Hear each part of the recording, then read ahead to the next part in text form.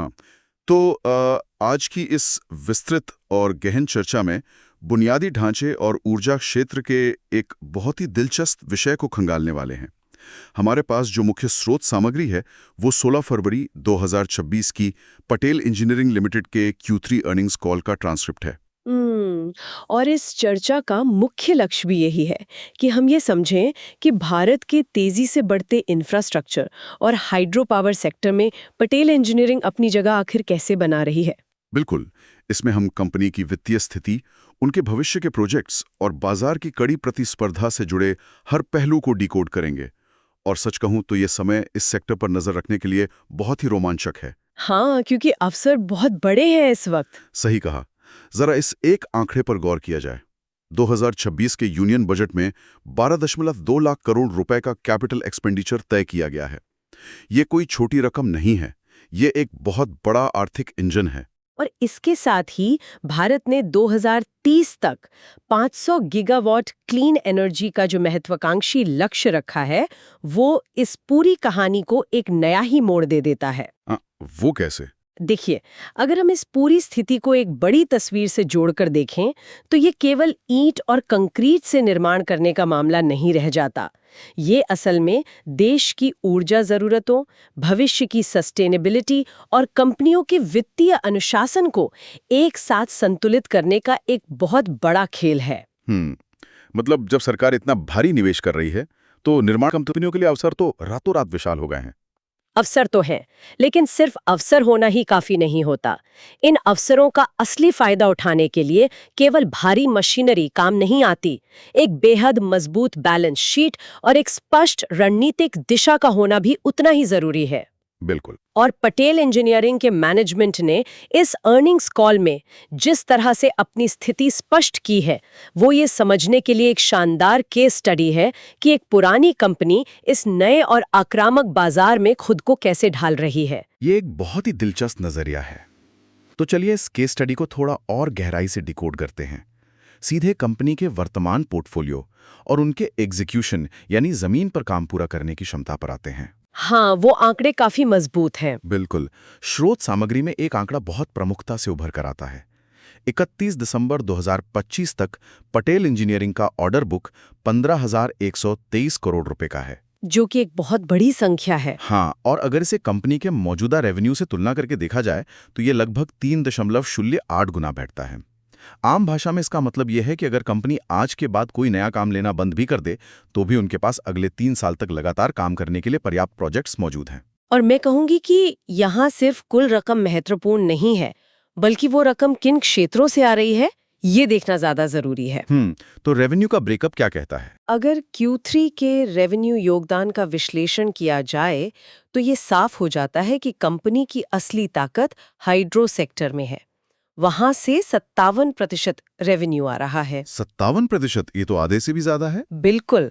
उसके बाद इरिगेशन यानी सिंचाई परियोजनाओं से 22%, टनलिंग से 13% और सड़क निर्माण और अन्य कार्यों से केवल 8%। तो इसका मतलब ये हुआ कि वे मुख्य रूप से हाइड्रो और अंडरग्राउंड टनलिंग में विशेषज्ञता रखते हैं, जो कि इंजीनियरिंग के लिहाज से बहुत ही जटिल और जोखिम भरे काम होते हैं। एकदम सही।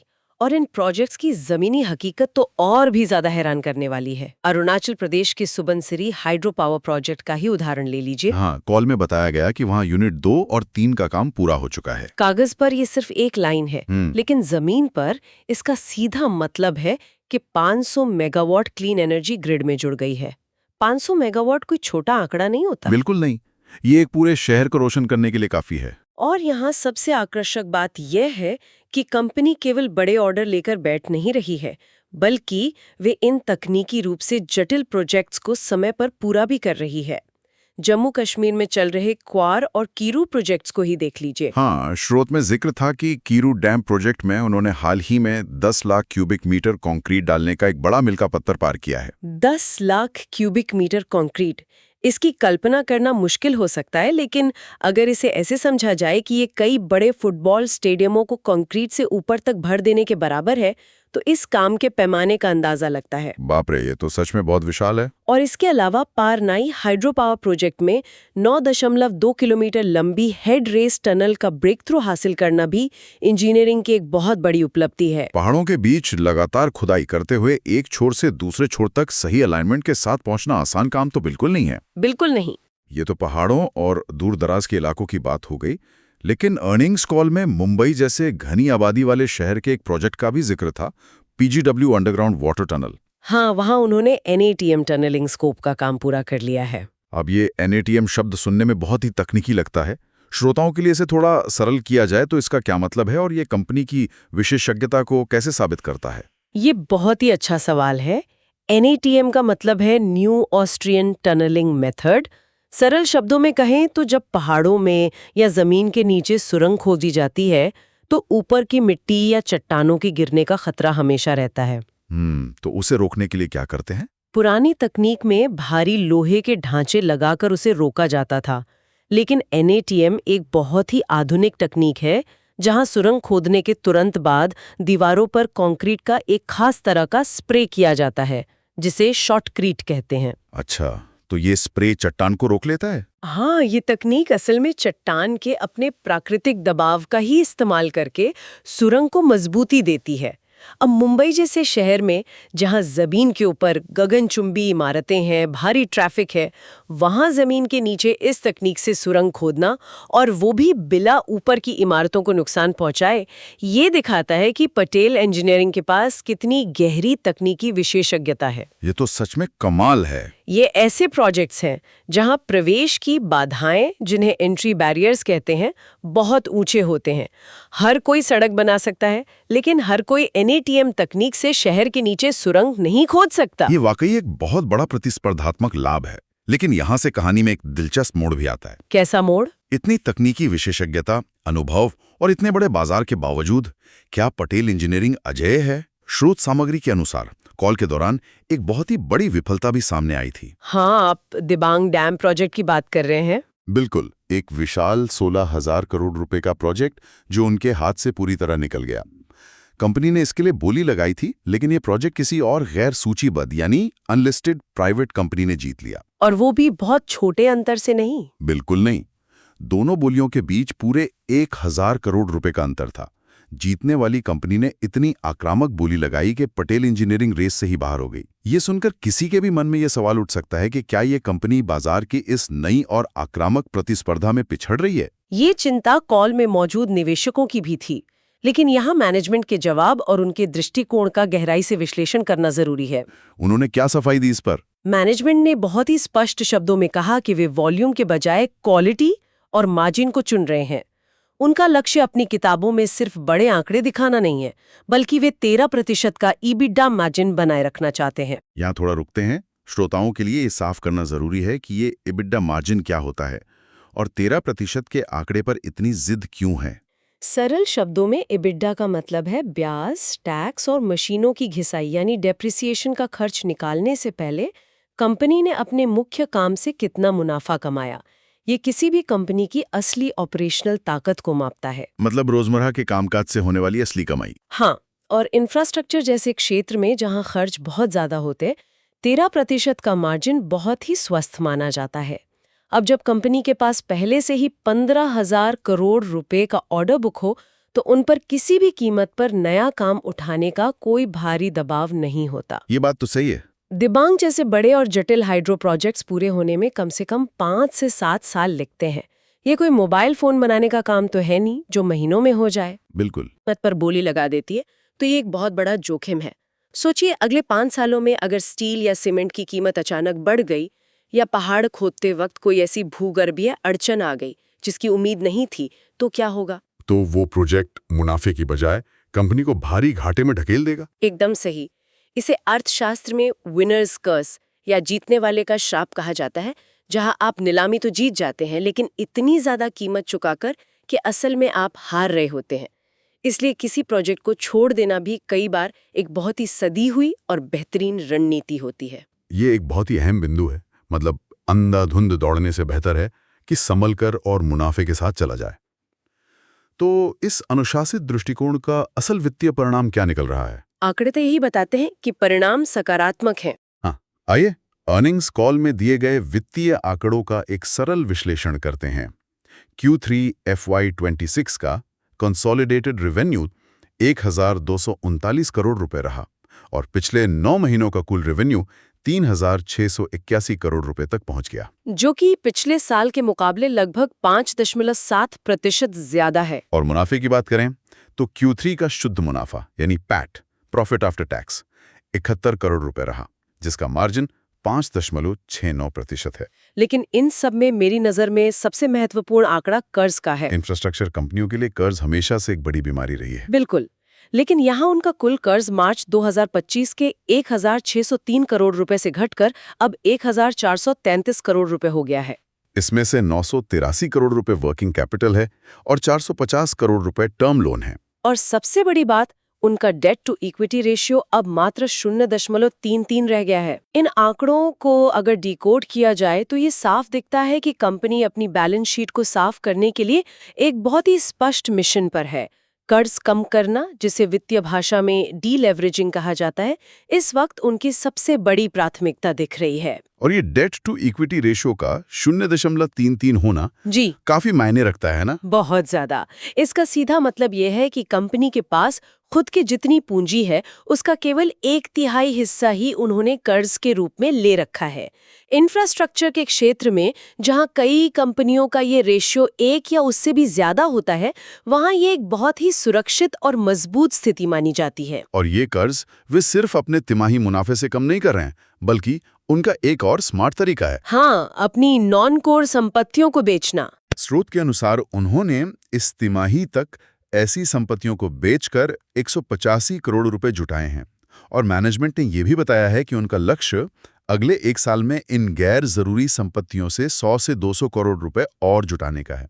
ये तो बिल्कुल वैसा ही है जैसे किसी परिवार के पास एक पुरानी बिना इस्तेमाल की जमीन पड़ी हो और वे उसे बेचकर अपने घर का भारी ब्याज वाला लोन चुका दे। एकदम सटीक तुलना है। जो संपत्तियां कंपनी के मुख्य काम में कोई योगदान नहीं दे रही हैं, उन्हें बेचकर कर्ज चुकाना या रोजमर्रा के काम में लगाना एक बहुत ही तार्किक वित्तीय कदम है। जब कोई कंपनी अपनी मुख्य क्षमताओं पर ध्यान केंद्रित करती है और अतिरिक्त बोझ को कम करती है, तो बाजार उसे हमेशा सकारात्मक रूप से देखता है। लेकिन इसका मतलब ये नहीं है कि अर्निंग्स कॉल में सब कुछ एकदम शांतिपूर्ण था। अरे हाँ, कॉल का एक हिस्सा ऐसा भी था जहां माहौल सच में काफी तनावपूर्ण हो गया था। निवेशकों ने सीधे मैनेजमेंट से कुछ बहुत ही तीखे सवाल किए। ये विवाद उस राइट्स इशू से जुड़ा था, है ना? बिल्कुल। कंपनी ने अपना कर्ज कम करने के लिए हाल ही में 400 करोड़ रुपए जुटाने के लिए एक राइट्स इशू निकाला था। बाजार ने तो इसे अच्छा रिस्पॉन्स दिया था। हाँ, ये 1.1 गुना सब्सक्राइब भी हुआ, यानी जरूरत से ज्यादा पैसे के आवेदन आए। यहां तक तो ये एक सफलता की कहानी लग रही थी, लेकिन असली विवाद तब खड़ा हुआ जब निवेशकों ने देखा कि इस 400 करोड़ रुपए को जुटाने के लिए कंपनी ने 50 करोड़ रुपए का भारी खर्च कर दिया। 50 करोड़ रुपए? हाँ, इसका मतलब है कुल रकम का 10% हिस्सा सिर्फ इस प्रक्रिया में चला गया, और उस पर अलग से जीएसटी भी लगा। ये तो वैसा ही हुआ कि कोई व्यक्ति अपना कर्ज चुकाने के लिए बैंक से लोन ले, और बैंक सिर्फ फॉर्म भरने और प्रोसेसिंग के नाम पर ही लोन की 10% रकम काट ले। एक निवेशक ने तो कॉल पर साफ साफ कह दिया कि ये बहुत ज्यादा है, और मेरी राय में निवेशकों का ये गुस्सा बिल्कुल जायज भी है। इसे समझने के लिए पहले श्रोताओं को ये जानना जरूरी है कि राइट्स इशू आखिर होता क्या है। सरल भाषा में राइट्स इशू का मतलब है जब कोई कंपनी बाजार में नए लोगों के पास जाने के बजाय अपने मौजूदा शेयर धारकों को ही एक डिस्काउंट पर और शेयर खरीदने का मौका देती है। इसका मुख्य उद्देश्य यही होता है ना, कि पूंजी जुटाने का खर्च कम से कम रखा जाए। बिल्कुल। आमतौर पर इस पूरी प्रक्रिया में, जिसमें वकीलों की फीस, मर्चेंट बैंकर्स की फीस वगैरह शामिल होती है, कुल खर्च 1 से 2% के बीच आता है। यहाँ तक कि एक पूरी तरह से नए आईपीओ में भी यह खर्च 2 से 3% के आसपास ही होता है। तो ऐसे में 10% का खर्च तो किसी भी मानक से बहुत ज्यादा है। बहुत ज्यादा। यह सीधे तौर पर कॉर्पोरेट गवर्नेंस यानी कंपनी के पारदर्शी और नैतिक तरीके से काम करने के तरीके पर एक बड़ा सवालिया निशान लगाता है। संस्थागत निवेशक ऐसी चीजों को बहुत गंभीरता से लेते हैं, क्योंकि यह उनके मुनाफे को सीधे तौर पर कम कर देता है। और जब मैनेजमेंट से इस भारी भरकम फीस पर सवाल पूछा गया तो उनका बचाव बहुत मजबूत नहीं लगा मुझे। उन्होंने क्या कहा? उनका जवाब सिर्फ इतना था कि ये फीस पहले ही ऑफर डॉक्यूमेंट में पारदर्शी तरीके से बता दी गई थी और इसमें रोड शो और कंसल्टेंट्स की फीस शामिल है। लेकिन सिर्फ पहले से बता देने से क्या कोई अनुचित खर्च वाजिब हो जाता है? बिल्कुल नहीं। और ये स्थिति तब और अजीब लगती है जब एक तरफ कंपनी अपने बाकी वित्तीय खर्चों को कम करने की इतनी जद्दोजहद कर रही है। जैसे कि वो सेटलमेंट वाले मामले? हाँ, कॉल में बताया गया कि कंपनी ने हाल ही में सरकार की विवाद से विश्वास स्कीम के तहत अपने क्लाइंट के साथ पुराना मामला सुलझाने के लिए 17.5 से 18 करोड़ रुपए का वन टाइम सेटलमेंट किया है। इसके अलावा रियल एस्टेट डिवीजन में भी पुराने ग्राहकों के साथ विवाद सुलझाने में 12 करोड़ रुपए खर्च किए गए हैं। इन कदमों को अगर एक साथ रख के देखें तो सच में एक बड़ा विरोधाभास नजर आता है। पुराने विवादों को पैसे देकर खत्म करना एक अच्छी बात है, ये बैलेंस शीट से अनिश्चितता को दूर कर देता है। लेकिन दूसरी तरफ राइट्स इशू में 50 करोड़ रुपए की फीस देना ये संकेत देता है कि खर्चों पर नियंत्रण शायद उतना कड़ा नहीं है जितना होना चाहिए। सही बात है। मैनेजमेंट ने भले ही कहा हो कि ये वन टाइम खर्च था, लेकिन इस तरह के फैसले निवेशकों का भरोसा डगमगा देते हैं और शेयर बाजार में तो भरोसा ही सबसे बड़ी पूंजी होती है। बिल्कुल। तो विवादों और खर्चों की इस चर्चा से आगे बढ़ते हुए अब ये देखना दिलचस्प होगा कि कंपनी के लिए भविष्य की राह कैसी दिखती है। चुनौतियों के बावजूद स्रोत सामग्री ये स्पष्ट करती है कि आने वाले समय में अवसरों की कोई कमी नहीं है। मैनेजमेंट के अनुसार अगले 1 साल में भारत के इंफ्रास्ट्रक्चर सेक्टर में लगभग 50,000 करोड़ रुपए के नए प्रोजेक्ट्स की बोली लगने वाली है, जिसमें सावलकोट कमला और एटलिन जैसे विशाल प्रोजेक्ट शामिल हैं। हाँ, और इनमें से कई के टेंडर तो अगले कुछ ही महीनों में खुलने वाले हैं। इतनी बड़ी पाइपलाइन को देखते हुए कंपनी को पूरी उम्मीद है कि वे अगले वित्तीय वर्ष में 8,000 से 10,000 करोड़ रुपए के नए ऑर्डर आसानी से हासिल कर लेंगे। और यहाँ सिर्फ नए टेंडर जीतने की बात नहीं है, बल्कि एक बहुत ही दिलचस्प रणनीतिक बदलाव भी देखने को मिल रहा है जो उनके व्यापार करने के तरीके को ही बदल सकता है। आप गोंगरी हाइड्रो पावर प्रोजेक्ट की बात करिए। बिल्कुल। कंपनी ने हाल ही में अरुणाचल प्रदेश सरकार के साथ गोंगरी हाइड्रो पावर प्रोजेक्ट के लिए एक समझौता किया है। यह 144 मेगावाट का प्रोजेक्ट है, लेकिन सबसे खास बात यह है कि ये बूट यानी BOOT मॉडल पर आधारित है। बिल्ड, ओन, ऑपरेट और ट्रांसफर। हाँ, अब तक पटेल इंजीनियरिंग मुख्य रूप से एक EPC कॉन्ट्रैक्टर के रूप में काम करती थी, यानी सरकार पैसा देती थी, ये निर्माण करते थे, अपना मार्जिन लेते थे और चले जाते थे। लेकिन इस BOT मॉडल में कहानी बिल्कुल अलग है। ये बोट मॉडल का अर्थशास्त्र सच में समझने लायक है। इस मॉडल में कंपनी खुद इस प्रोजेक्ट को बनाएगी, इसका स्वामित्व रखेगी, इसे चलाएगी और फिर कई दशकों बाद सरकार को सौंपेगी। और अर्निंग्स कॉल के अनुसार इस प्रोजेक्ट को बनने में 4 साल लगेंगे। उसके बाद अगले 40 सालों तक ये संचालित होगा। इस दौरान राज्य सरकार को 12% मुफ्त बिजली दी जाएगी, जो कि एक तरह की रॉयल्टी है। लेकिन इसके बाद भी कंपनी को उम्मीद है कि उन्हें हर साल लगभग 300 करोड़ रुपए का रेवेन्यू मिलेगा। ये एक बहुत ही स्थिर आय का स्रोत बन सकता है। हालांकि कॉल पर एक निवेशक ने चिंता जताई कि क्या किसी इंफ्रास्ट्रक्चर एसेट को 40 साल तक अपनी बैलेंस शीट पर रखना जोखिम भरा नहीं है। ये एक वैध चिंता है, क्योंकि अतीत में कई कंपनियों ने भारी कर्ज लेकर ऐसे एसेट बनाए और फिर कर्ज के जाल में फंस गईं। लेकिन मैनेजमेंट का इस पर बहुत स्पष्ट जवाब था। उनका कहना है कि उनकी बैलेंस शीट अब पहले से काफी मजबूत है, कर्ज कम हो चुका है और इस विशेष प्रोजेक्ट के लिए पर्यावरण और अन्य सभी जरूरी मंजूरियां पहले ही मिल चुकी हैं, जो अक्सर ऐसे प्रोजेक्ट्स में सबसे बड़ी देरी का कारण बनती हैं। बिल्कुल।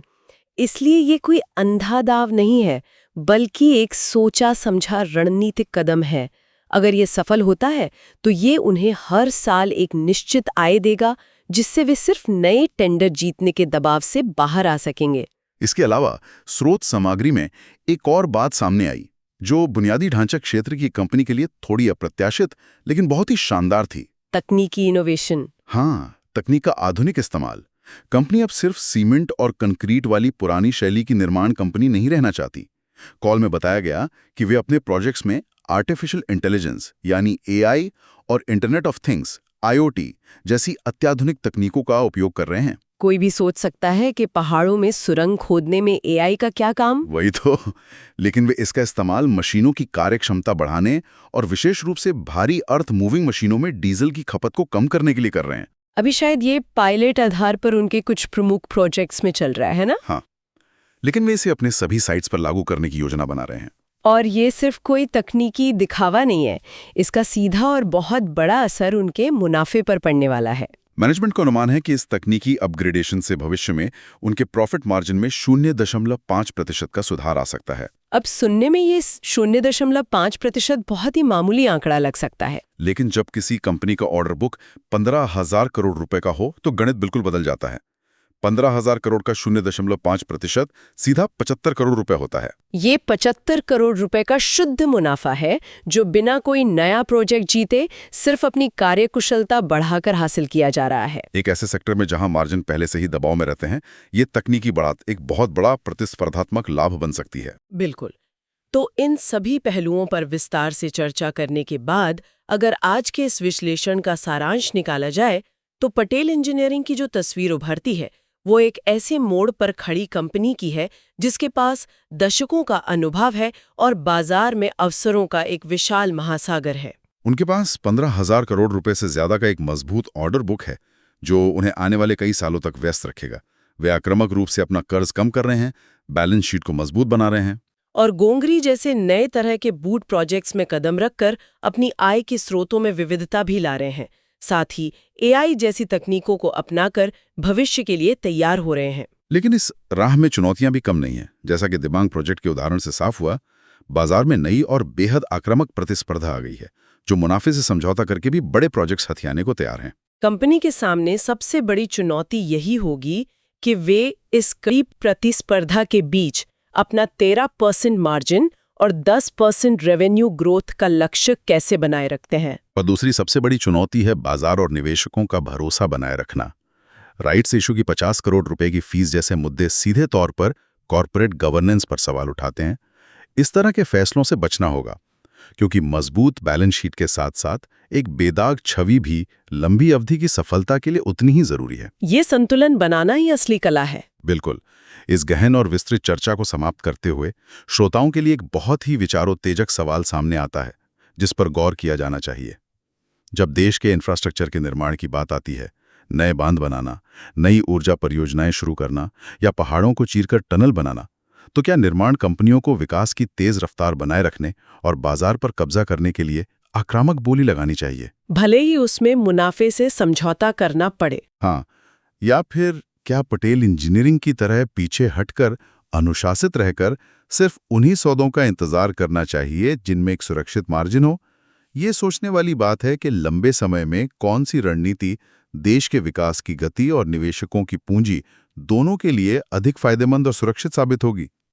क्या कम कीमत पर लिए गए प्रोजेक्ट्स भविष्य में गुणवत्ता से समझौता करने या काम बीच में रुकने का कारण बनेंगे?